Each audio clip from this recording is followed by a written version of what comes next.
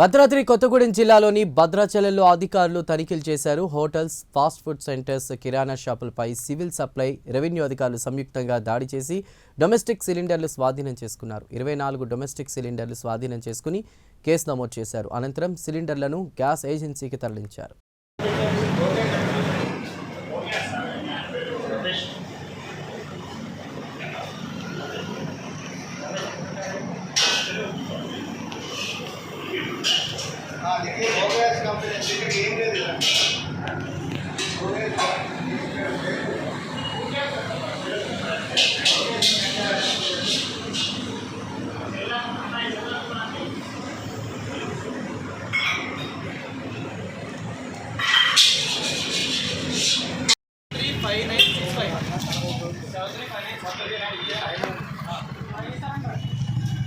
ऐसे लोपड़ेस अरे लोपड़ेस